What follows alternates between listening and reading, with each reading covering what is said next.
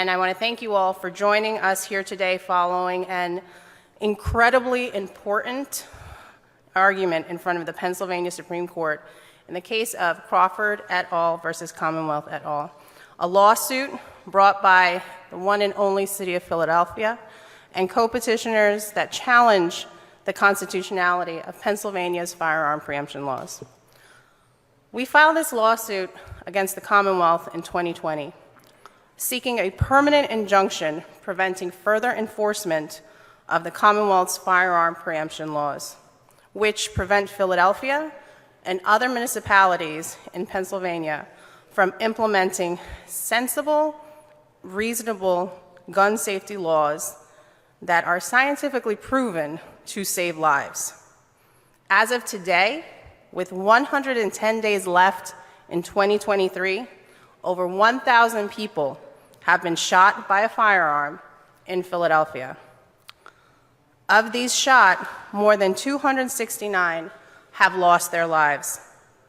Despite this ongoing gun violence epidemic, the Commonwealth has repeatedly blocked, ignored, disregarded city officials and their voices, but blocked city officials from enforcing laws such as the three advanced in our petition: permit to purchase ordinances, one gun per month, and extreme risk protection orders.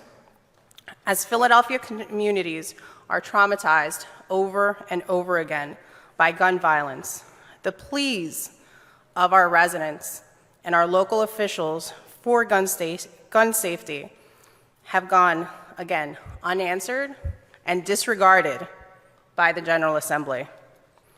With the facts and case law presented in our legal argument today, we are hopeful and confident that the Pennsylvania Supreme Court will reverse the previous dismissal of the case and send it back to the Commonwealth Court, where we can engage in discovery and have a full-on trial. Now, before turning it over to Mr. Mayor, I want to definitely thank some essential people who would not have allowed us to get to this point today in front of the Supreme Court. So first, I would like to thank our fantastic counsel, Jesmi Ahuja from Hogan Lovells. If you have not had the chance to watch this argument, you need to, and take notes as to what an extraordinary lawyer is, because that is what she was, along with her Hogan team, Kate Mancuso, and also former Hogan attorneys, Stephen Loney, and Alex. I also want to thank those from the law department, and particularly Leah First, who has been with this case from the very inception. Renee Garcia, Ben Field, also our colleagues from the Public Interest Law Center. Ben Gaffin is here. I don't see Mimi McKenzie, but she is definitely, he was with us fighting along the way. Ceasefire, which you'll hear from Adam Garb later. And then also our co-plaintiffs, which I don't know if all of them are here, but they were at a vigil yesterday. We would not be able to be here without them. And we'd also would not be able to be here without the support and sponsorship of Council President Clark and Mayor Kenney, who will be asked to come to the podium. Thank you, Mr. Mayor. Good afternoon, everyone. I first want to begin by thanking the City Law Department, City Council, Public Interest Law Center, Ceasefire Pennsylvania, and most of all the individual petitioners in this case for the roles they have played leading up to this crucial moment. Crawford versus the Commonwealth could be an incredible turning point for our city. This case represents a decision to the court whether to overturn the preemption provisions of the Pennsylvania Uniform Firearms Act. Right now, that state law binds our hands as we fight with every resource we have to prevent violence and to save lives. So this case presents a decision between upholding the murder and mayhem we've seen too many times, or allowing sanity and sound policy to guide us in the form of reasonable regulation of deadly firearms within our city's limits. Through preemption, the Commonwealth has prevented the city from enacting sensible policies that would reduce the disproportionate impact of gun violence.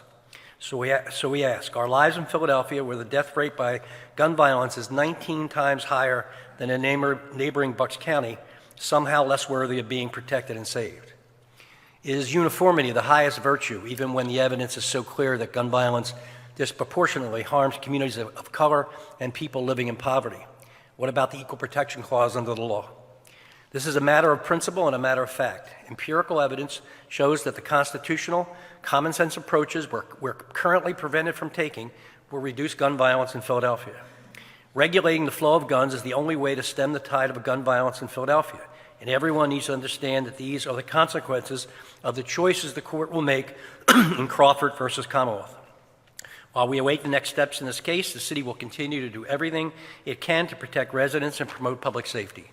This is the priority of every leader in this room today and every leader in our city. And with that, I am proud to introduce City Council President Darrell Clark, whose leadership has been essential in this case. Council President, please. Thank you, Mr. Mayor. Good afternoon. Today we find ourselves here maybe 3 years from that time when we stood at the Recreation Center up in Germantown. There was a shooting actually that day after the press conference, and it just tells you the challenges that people have had in this neighborhood. And thank God today we're at a point in place where we can tell our story.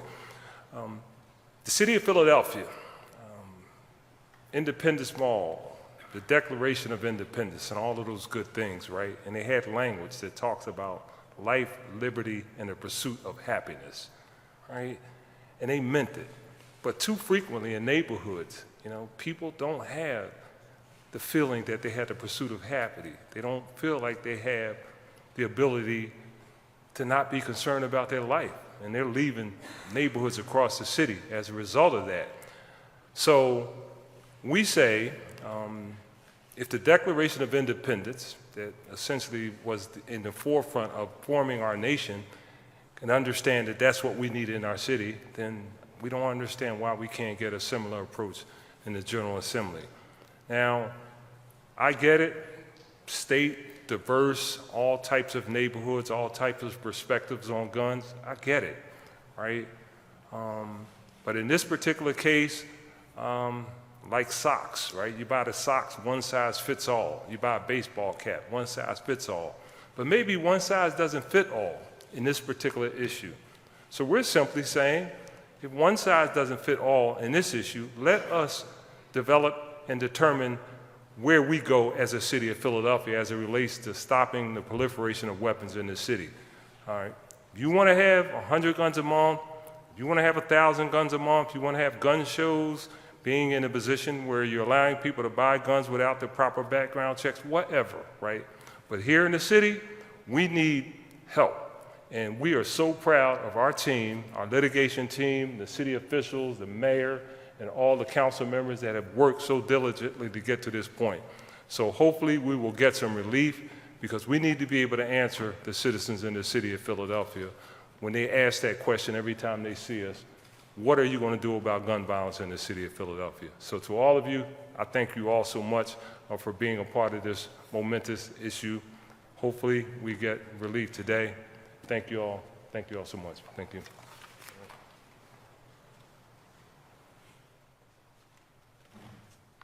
Thank you so much, Mayor Kenney and Council President, for your ongoing support and leadership on this very important issue. And another great leader and partner on this issue has been Dr. Bettigal, our health commissioner. So I'd like to ask her to come up to the podium.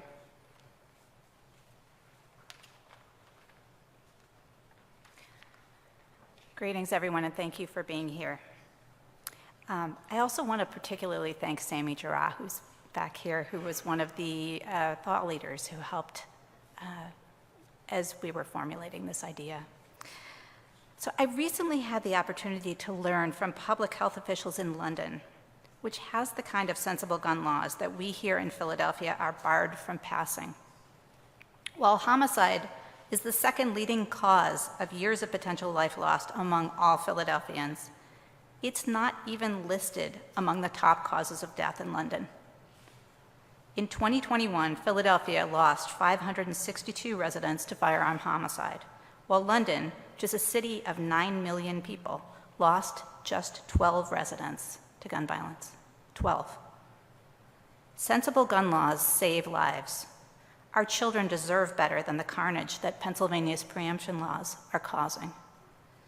And these numbers reflect only a fraction of the impact of preemption on public health in Philadelphia. Beyond the tragic burden of deaths and lifelong disability that Philadelphia bears, there is a circle of wider impact that scars children and adults across our city. Children in our city tell us that they are afraid to go outside their homes to play and afraid they'll be shot and killed on their way to school. Families and friends of those injured and killed suffer mental and physical health complaints related to the grief and stress of their losses. Just imagine with me for a moment what it would be like for Philadelphians if we found a way together to address the massive number of guns in our city. Arguments that might have ended in death for one person and a life sentence for another turn into fistfights with a few bruises in place of a hole in a family that can never be filled. Children feel safe going outside to play, and their parents watch and socialize, rebuilding our social fabric. And instead of spending more and more money on prison sentences, security, and medical bills, we can use those dollars for education, economic development, and whatever else Philadelphians feel makes sense. I'm grateful to our partners and to the City Law Department for taking on this challenge and for working so hard to find a way out of the endless cycle of death and violence brought to us by preemption and lax gun laws. Thank you all.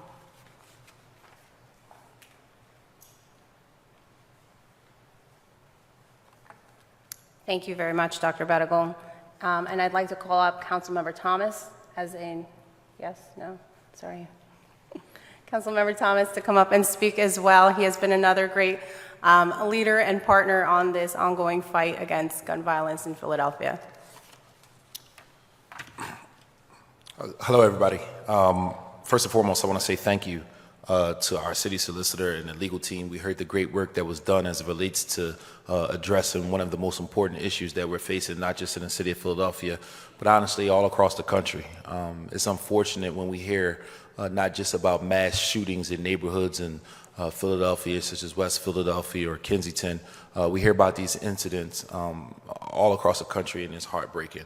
To the mayor and his team, we appreciate their leadership, including our health commissioner, but really for us on the city council side, it's our council president. Council President Clark has been unapologetic as it relates to his advocacy and the work to address gun violence on every level possible as it relates to the work that we do. Some of us are more focused on the prevention-based side, others are focused on the intervention-based side, but the council president has taken the entire gamut and decided that we're going to fight this thing full throttle to put us in a position to be able to address some of the gun violence and the crime that we're seeing in the city of Philadelphia.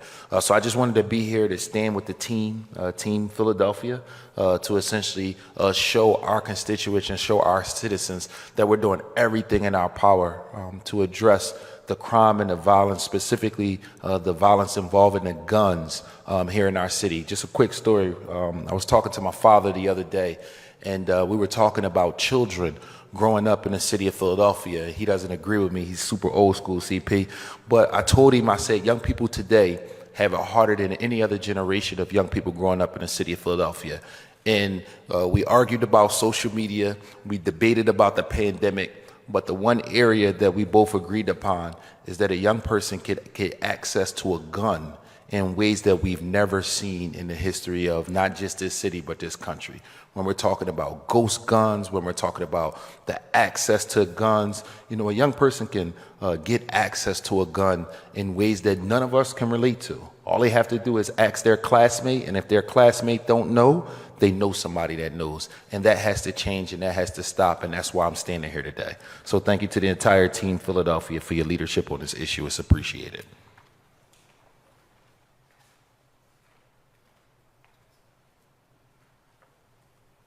Thank you very much, Councilmember Thomas. And last but certainly not least, Adam Garber, the Executive Director of Ceasefire PA.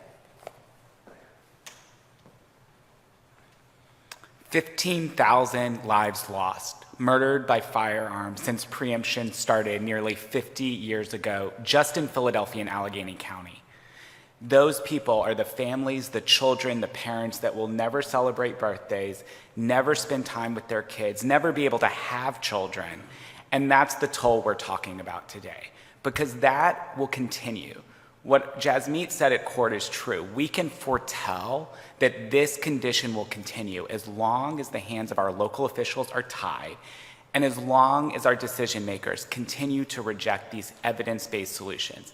And they've been put in front of them again and again. About 18 months ago, I watched as on the floor of the House, one of the members of our city delegation got up and didn't even try to argue first the solutions we need. They tried to read the names of those people in Philadelphia. They got 5 names in and they were shut off. That condition, that reality in the General Assembly has existed for way too long. And it is time for them to give us the power to save lives, because this public health crisis will otherwise continue, and it cannot. At the core of our Constitution is the right to live free and safely. And I think anyone who lives in the city, and honestly, anyone who lives outside the city, and even my folks who live down in Georgia would say that has been lost in the city of Philadelphia today because of this crisis that is directly caused by preemption. We have to stop it so we don't have to continue to foretell these deaths. Thank you.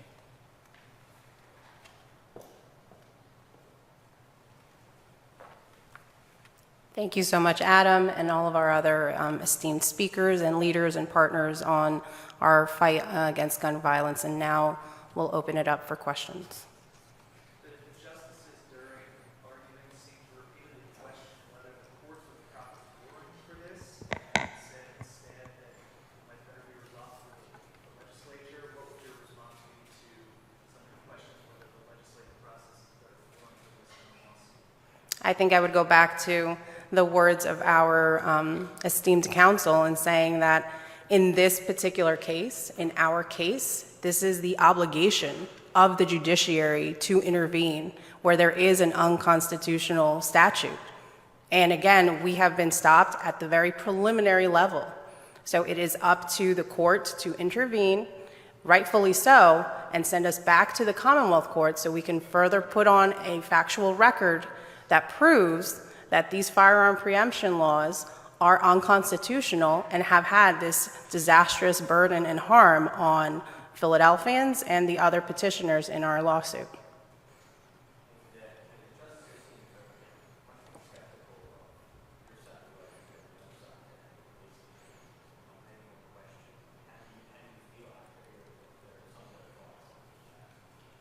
We're Philadelphia. We remain confident. Our claim, for those of you who have not seen this, even though this has been around since October 2020, our petition is close to, I think, over 80 pages long of facts and data, scientific data showing that these 3 preemption laws in particular have scientifically proven that they save lives. And so I remain confident in that. Again, our fantastic briefs, which those of you who were listening, the justices complimented, and then also the esteemed argument of our counsel. So I remain confident. Pat.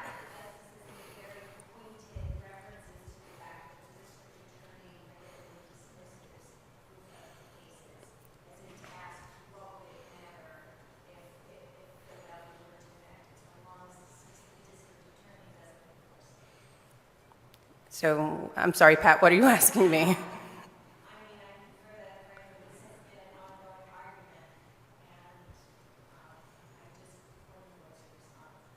To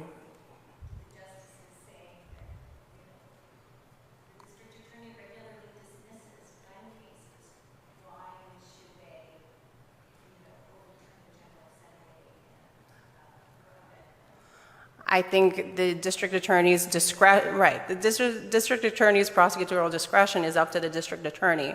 What we are talking about and what all the different esteemed health commissioners and health leaders have said, that this is a public health crisis. This is an issue that is affecting the entire country, even more so after the pandemic, more so here in Philadelphia. And what we have seen is it's the increased access to these firearms. So we are treating this like a public health crisis, so we are focusing on the prevention. And that is what these three particular ordinances that were put into our petition focus on, prevention. So that is our focus right now. And again, we had pled that, and once we are able to go through trial and through discovery, we are confident that the facts will show that those particular ordinances will save lives. Some of the justices alluded to our current policies being enough, like there was background checks and to carry permits. What is not going far enough, or why is the city of Philadelphia asking for more flexibility on top of places?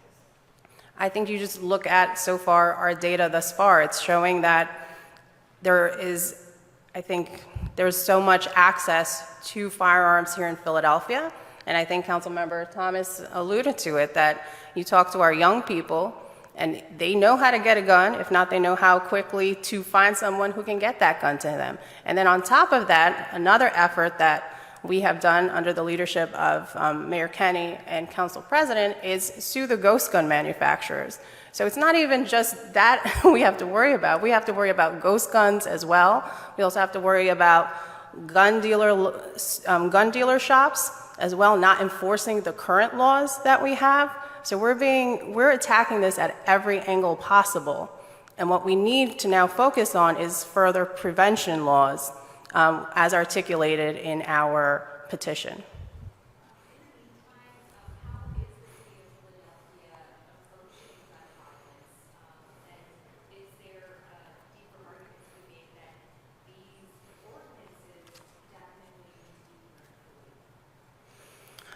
So what we're doing is, I think, enforcing all of the different laws that we have on the books. So once we have another example of ordinances that we have tried to enforce that we were then immediately challenged was the lost and stolen firearm ordinance. We filed that first civil prosecution, I think back in 2019. We prevailed at the trial court level, and then we lost at the Commonwealth level, and now we are awaiting the decision in this court to see whether the Supreme Court will take up that particular case. So we are doing everything that we can in enforcing the current laws, but we continue to get challenged by gun rights activists saying that we are preempted. So again, it all comes back to these two firearm preemption laws that we are challenging in this particular petition. Can you list any other local ordinances that are in the process of legal challenge, so aside from lost and stolen firearms? I think right now we have the lost and stolen firearm ordinance. I think we also have Mayor Kenney's executive order prohibiting firearms in different rec centers. We have, several others that have previously been struck down as preempted. So we actually have these three particular ordinances that we're looking to enforce. If you check our Philadelphia code, they're already on the books. So it's just a matter of being allowed, releasing that ceiling that is right now unconstitutional, that once you release that, we will be able to enforce these three particular ordinances on the next day after we get a favorable ruling. Oh, sorry, Mr. Mayor. The question I always ask, and I don't get an answer to, is why is it more difficult to get a driver's license in Pennsylvania than it is to buy a gun? Driver's license requires a written test, requires a driving test, requires insurance, and you have to go through a process.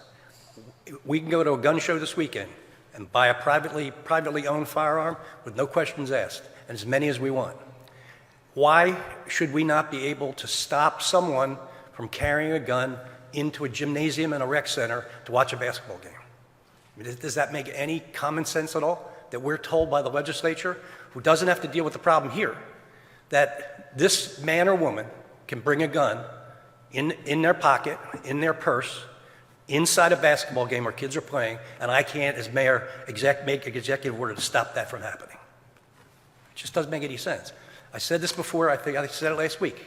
The Second Amendment was written when they were talking about single-shot, muzzle-loaded long guns that you had above your hearth to fight the British because we needed a militia.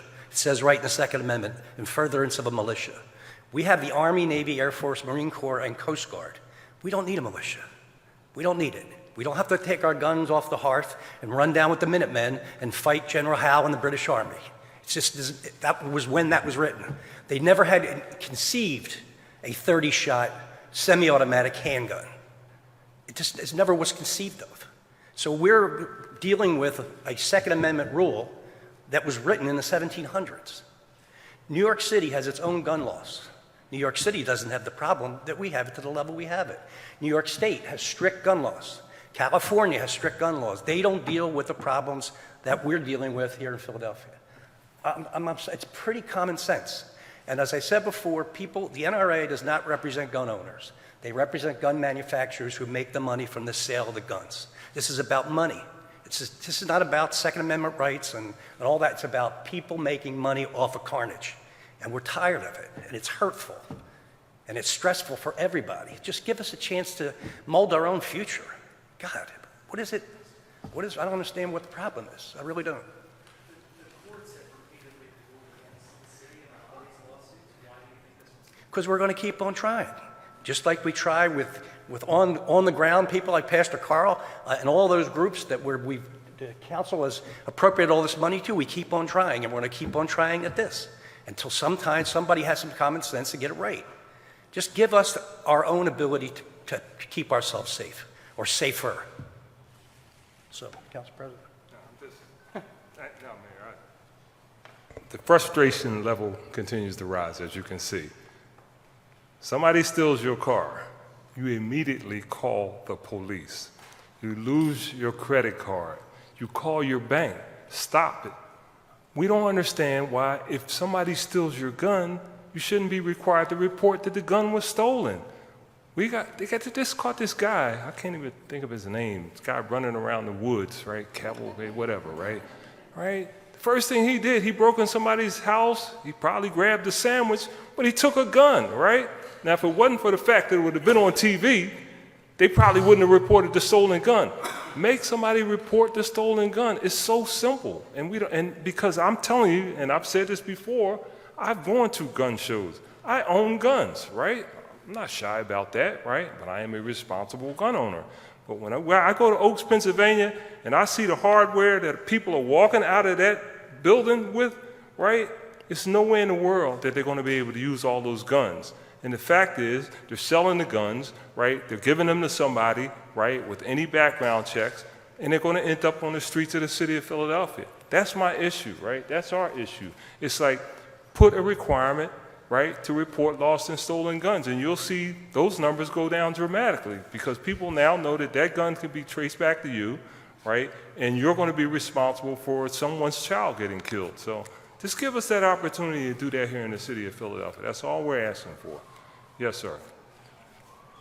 Council President, I would also pose a question that I'm sure y'all would definitely agree with, but to those who are asking, one of the things that also needs to be considered, you spoke of being able to call somebody when your gun is lost. And shout out to Mayor Kenney and the administration for filing lawsuits against people who are manufacturing those guns. As somebody who does work on the grounds, who are working with who are working out in the streets, who position carry those guns. To your point, there's no purpose for manufacturing a ghost gun unless you're trying to now amplify criminal activity. Because people have caught on with strong purchases, people are selling guns, that were legal guns, and now don't want to be traced why people used to back in the day that would liberate the serial number. Manufacturing companies that work around it, and obviously they're amplifying criminal activity by saying, hey, this is the way we can sell a gun to you, that nobody can trace. And this is why we see the uptick in crime, we see the uptick in murders, and people are not being able to trace the weapon in which it came from. So to the city's credit, people need to be asking the state and asking manufacturers, why are y'all allowing untraceable guns to be manufactured other than the purpose for crime and criminal activity to take place where nobody can trace you? And to me, that is a very systemic issue, so when they know black and brown and poor communities will be purchasing these weapons for crime. So Thank essentially, you. this is the issue of racism, this is the issue of Thank you. criminal activity for profit, which is manufacturing. Thank you, Brett. And thank you for your work you do out there. I know what you do. This whole issue is just madness. I mean, the fact that we will now move past ghost guns and then we will have people making guns on 3D printers, right? Why is that being allowed? It is just madness. So thank you all. Sorry, we get a little emotional with this issue.